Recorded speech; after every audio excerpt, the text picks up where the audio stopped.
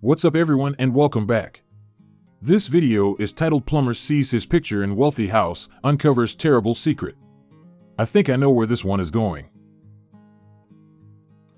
But with him, everything had been easier. He listened attentively to her without interrupting and was always there when she wanted to see him. But of course, this was because he was in a coma. Dana Wheatfield met Grant at the trauma unit of her local hospital while finalizing her nursing degree.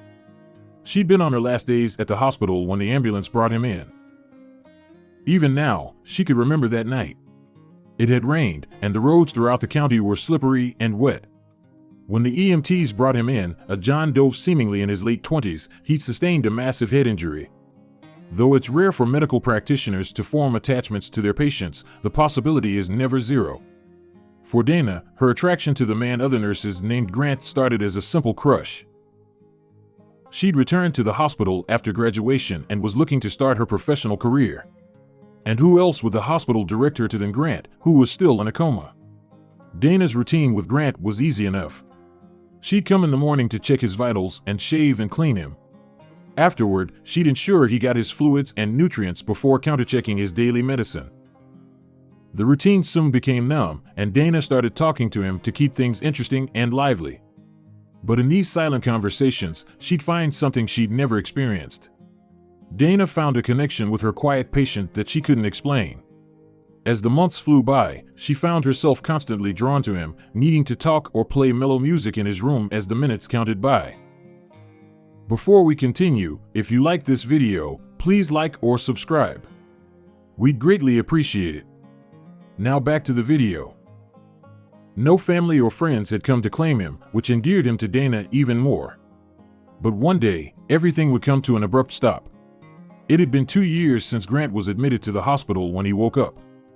Dana had been playing music in his room, but as she stood to change her playlist, he suddenly asked her to repeat the last song. She did before rushing to call the doctors.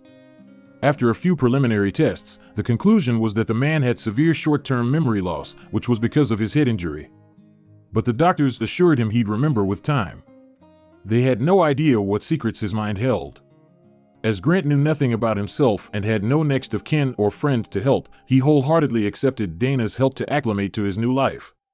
She helped him move into a different room and brought him books to read and songs to listen to.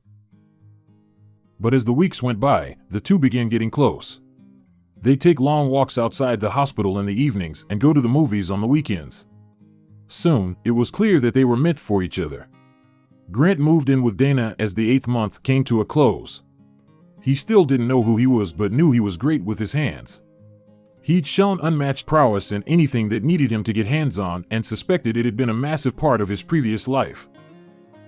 But living with the love of his life proved more difficult than he'd expected. Dana needed help with bills, and Grant would have to get a job soon. This would open a jar of worms bigger than the two could have ever imagined. Through Dana's connections, Grant managed to find work as a plumber's assistant. He loved the premise of fixing bathrooms, and Dana's cousin, who ran a plumbing business, needed help with some projects. With Grant by his side, they took a contract on one of the biggest mansions in their city, looking to expand their company portfolio and get Grant some hands-on experience. They had no idea what awaited them at the house. It was a fine morning when Grant and Dana's cousin showed up at the mansion for work. The house was massive as it was beautiful, but more than that, it struck Grant as familiar. He pushed the thought aside and got to work, but the more time he spent within the mansion, the more he felt like he'd been there. Everything would soon make sense. Grant and Dana's cousin were on lunch break when Grant went to use the bathroom. After a quick word with the mansion steward, who had given Grant weird looks throughout the day, he hurried upstairs to one of the guest rooms. But he wasn't halfway up the mansion staircase when his sight landed on a towering painting of himself across the living room. His brows furrowed, and then it happened. Like an avalanche racing down a mountain, memories scoured his mind. He clutched his temples as the pain built up, seeing flashes of who he used to be before his head injury. He saw a life where he'd been a wealthy painter under a pseudonym. His sight darkened with black splotches as the pain became too much to bear. And then he woke up in a hospital bed. Grant woke up with Dana by his side. He was back in his old room in the hospital, with medical equipment beeping by his side. Dana's cousin, a doctor, an officer, and the mansion steward were also present. Grant's head was still in pain, but he could remember everything that happened to him. He was about to talk when the officer interjected. The officer reported that Grant's family filed a missing persons report after they couldn't find him for a week. They'd searched all over the country, from his penthouses to his favorite hotels, but came up short. His family held a funeral service a year later.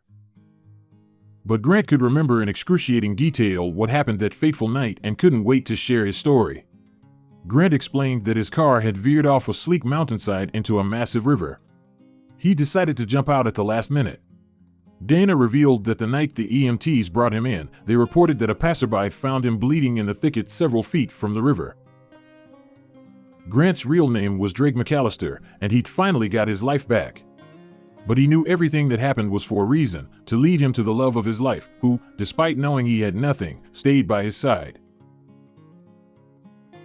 That's the end of this video. Thank you for watching. As always, if you like this video, please like, comment, or subscribe, and we'll see you in our next video.